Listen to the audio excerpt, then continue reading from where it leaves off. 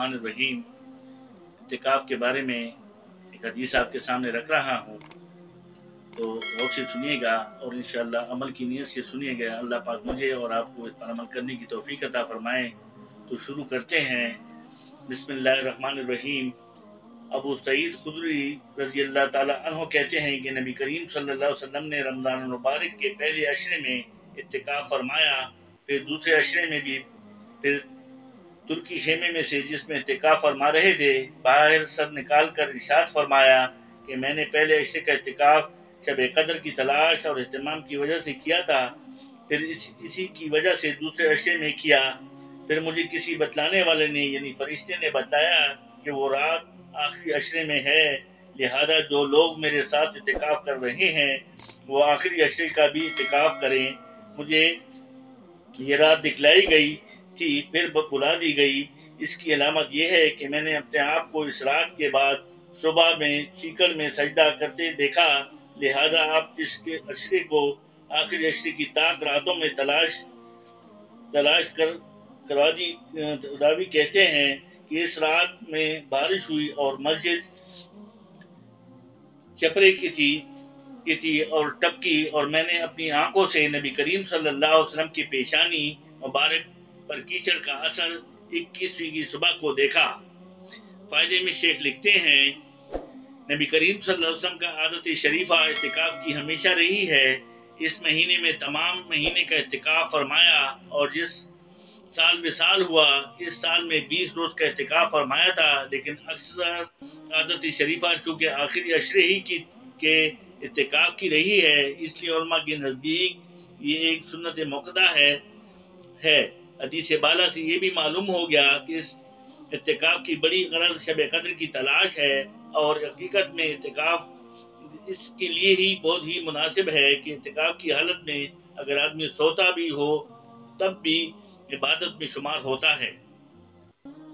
नींद इत्तिकाफ में चूँकि आना जाना और इधर उधर की काम भी कुछ नहीं रहते, इसलिए इबादत और करीम आका की याद के अलावा और कोई मशगला भी ना रहेगा। लिहाजा शब कदर की कदरदानों के लिए इत्तिकाफ से बेहतर सूरत नहीं। नबी करीम सल्लल्लाहु अलैहि वसल्लम अव्वल तो सारे ही रमज़ान में इबादत का बहुत ज़्यादा एहतमाम और कसरत फरमाते थे, लेकिन आखिरी अशरे में कुछ हद ही नहीं रहती थी। रात को खुद भी जागते और घर वालों को भी जगाने का एहतमाम फरमाते थे, जैसा कि सहीहैन की मुतअद्दिद रिवायत से मालूम होता है। बुखारी और मुस्लिम की एक और रिवायत में हज़रत आयशा रज़ियल्लाहु तआला अन्हा फरमाती हैं कि आखिरी अशरे में हुज़ूर सल्लल्लाहु अलैहि वसल्लम लुंगी को मजबूत बांध लेते और रातों का इहया फरमाते और अपने घर के लोगों को भी जगाते।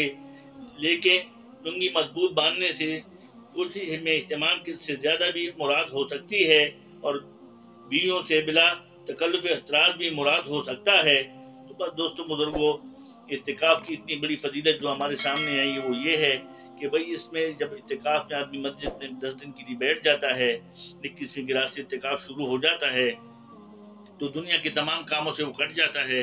आजकल तो ये बहुत कम देखा जाता है, लेकिन जो भी सही तरीके से इत्तिकाफ करता है उसमें सिर्फ उसका राब्ता अपने रब से रहता है, नबी पाक पर दुरूद भेजने पर रहता है।